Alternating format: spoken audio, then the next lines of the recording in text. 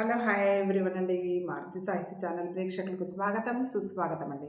అంతా బాగున్నారా అండి? మేమంతా బాగున్నామండి. ఈరోజు మన మారుతి సాహిత్య ఛానల్లో ఆంజనేయ స్వామి వారికి సంబంధించి శ్రీ ఆంజనేయ నవరత్నమాల స్తోత్రం విందామండి. ఈరోజు హనుమ జయంతి కదండి. స్వామివారికి సంబంధించినటువంటి స్తోత్రాలు మన మారుతి సాహిత్య ఛానల్లో ఈరోజు విందామండి. స్వామివారి ఆశీస్సులు మనందరికీ ఎల్లవేళలా ఉండాలని మనస్ఫూర్తిగా కోరుకుంటూ విందామా అండి. శ్రీ ఆంజనేయ నవరత్నమాల స్తోత్రం. మాణిక్యం. తతో రావణనీతాయాః సీతాయాః శత్రుకర్షణః ఏష పదమన్వేష్టుం చారణాచరితే పథి. ముత్యం. యస్య త్వేతాని చత్వారి వానరేంద్ర యథా తవ స్మృతిర్మతిర్ధృతిర్దాక్ష్యం సకర్మసు నసీదతి. ప్రవాళం. అనిర్వేదః శ్రియో మూలం అనిర్వేదః పరం సుఖం అనిర్వేదో హి సతతం సర్వార్థేషు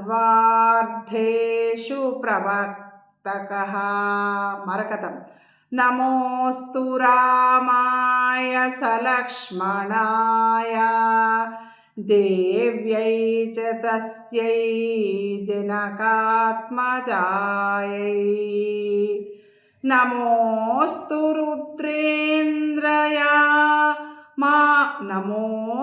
రుద్రేంద్రయమానిలేభ్యః నమోస్తు చంద్రార్కమరుద్గణేభ్యః.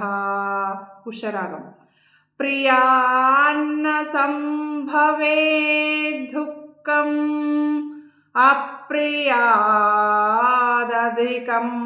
భయం తాభ్యాం హి ఏ వియుజ్యంతే నమస్తేషాం మహాత్మనాం. హీరకం. రామః కమలపత్రాక్షః సర్వసత్వమనోహరః రూపదాక్షిణ్యసంపన్నః ప్రసూతో జనకాత్మజే. ఇంద్రనీలం. జయత్యతి బలో రామో లక్ష్మణశ్చ మహాబలః రాజా జయతి సుగ్రీవో రాఘవేణాభిపాలితః. దాసోహం కౌసలేంద్రస్య రామస్య క్లిష్టకర్మణః హనుమాన్ శత్రుసైన్యానాం నిహంతా మారుతాత్మజః. గోమేధికం. యద్యస్తి పతి శుశ్రూషా యద్యస్తి చరితం తపః యది వాస్త్యేకపత్నీత్వం శీతో భవ హనుమతః. వైఢూర్యం. నివృత్తవనవాసం తం త్వయా సార్ధమరిందమం అభిషిక్తమయోధ్యాయాం క్షిప్రం ద్రక్ష్యసి రాఘవం. ఇది శ్రీ ఆంజనేయ నవరత్నమాల స్తోత్రం సంపన్నం. ఆంజనేయ నవరత్నమాల స్తోత్రం విన్నాం కదండి. శ్రీ పవనజాష్టకం. భయ భయాపహం భారతీపతిం భజక సౌఖ్యదం భానుదీదితిం భువన సుందరం భూతిదం హరిం భజత సజ్జనామారుతాత్మజం అమిత విక్రమం అంజనాసుతం భయ వినాశనం పబ్జలోచనం असुरघातिनं ह्यब्धिलङ्घिनं भजत सज्जनामारुतात्मजं परभयङ्करं पाण्डुनन्दनं पतितपावनं पापहारिणम् परमसुन्दरं पङ्कजाननं भजत सज्जनामारुतात्मजं कलिविनाशकं कौरवान्तकं कलुषसंहरं कामितप्रदं कुरुकुलोद्भवं कुम्भिनीपतिं भजत सज्जनामारुतात्मजं मतविवर्धनं मायिमर्दनं मणिविभञ्जनं मध्वनामकं महितसन्मतिं मानदायकं भजत सज्जनामारुतात्मजं द्विजकुलोद्भवं दिव्यविग्रहं दितिजहारिणं दीनरक्षकं दिनकरप्रभं दिव्यमानसं भजत सज्जनामारुतात्मजं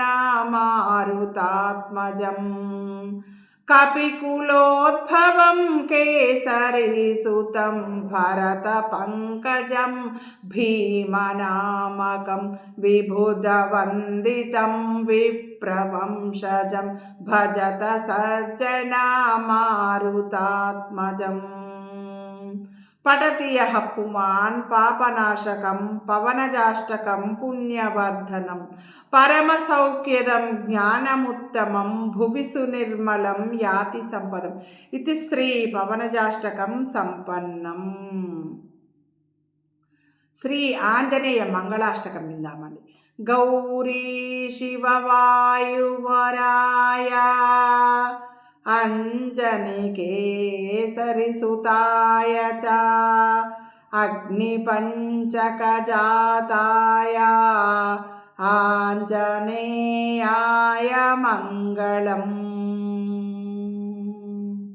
వైశాఖే మాసి కృష్ణాయాం దశమ్యాం మందవాసరే పూర్వాభాద్రప్రభూతాయ ఆంజనేయాయ మంగళం. పంచాననాయ భీమాయ కాలనేమిహరాయ చ కౌండిన్యగోత్రజాతాయ ఆంజనేయాయ మంగళం. సువర్చలాకళత్రాయ చతుర్భుజధరాయ చ ఊష్ట్రారూఢాయ వీరాయ ఆంజనేయాయ మంగళం. దివ్యమంగళదేహాయ పీతాంబరధరాయ చ తప్తకాంచనవర్ణాయ ఆంజనేయాయ మంగళం. కరుణారసపూర్ణాయ ఫలాపూపప్రియాయ చ మాణిక్యహారకంఠాయ ఆంజనేయాయ మంగళం. భక్తరక్షణశీలాయ జానకీ శోకహారిణే సృష్టికారణభూతాయ ఆంజనేయాయ మంగళం. రంభారమణీయాయ भावनविहाराय गन्धमादनवासिने सर्वलोकैकनाथाय आञ्जनेयाय मङ्गलम्। श्री आञ्जनेय द्वादश नामस्तोत्रम्। हनुमानञ्जनासूनुः वायुपुत्रो महाबलः रामेष्टः फल्गुणसखः पिङ्गाक्षो अमितविक्रमः उदतिक्रमणश्चैव सीताशोकविनाशकः लक्ष्मणप्राणदाता च दशग्रीवस्य दर्पः। द्वादशैतानि नामानि कपीन्द्रस्य महात्मनः स्वापकाले पठे नित्यं यात्राकाले विशेषतः तस्य मृत्युभयं नास्ति सर्वत्र विजयी भवेत्। ఆంజనేయ స్వామి వారికి సంబంధించినటువంటి స్తోత్రాలు విన్నాం కదండి. స్వామివారికి ఇష్టమైనటువంటి ఆంజనేయ స్వామి వారికి సంబంధించినటువంటి స్తోత్రాలతో పాటు శ్రీ సీతారామ స్తోత్రం విందామండి. అయోధ్యాపురనేతారం మిథిలాపురనాయికాం రాఘవాణామలంకారం వైదేహానామలంక్రియాం రఘూణాం కులదీపంచ నిమీనాం కులదీపికాం సూర్యవంశసముద్భూతం సోమవంశసముద్భవాం పుత్రం దశరథస్యాద్యం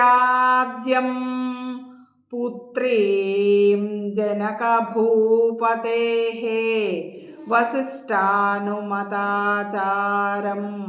శతానందమతానుగాం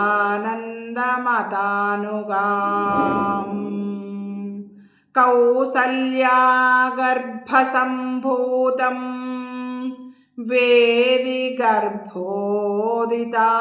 స్వయం పుండరీకవిశాలాక్షం స్ఫురదిందీవరేక్షణాం చంద్రకాంతాననాం భోజం చంద్రబింబోపమాననాం మత్తమాతంగగమనం మత్తహంసవధూగతాం చందనార్ద్రభుజామధ్యం కుంకుమార్ద్రకుచస్థలీం చాపాలంకృతహస్తాబ్జం పద్మాలంకృతపాణికాం శరణాగతగోప్తారం ప్రణిపాదప్రసాదికాం కాలమేఘనిభం రామం కార్తస్వరసమప్రభం దివ్యసింహాసనాసీనం దివ్యస్రగ్వస్త్రభూషణం అనుక్షణం కటాక్షాభ్యాం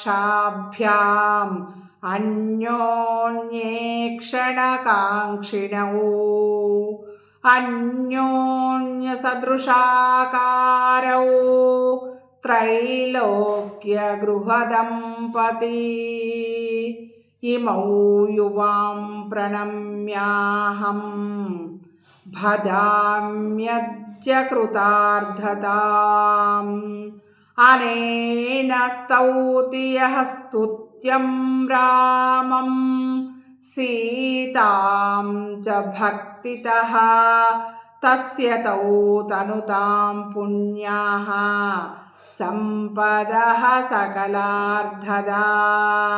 ఏవం శ్రీరామచంద్రస్య జానక్యాశ్చ విశేషతః కృతం హనుమతా పుణ్యం స్తోత్రం సద్యో విముక్తిదం.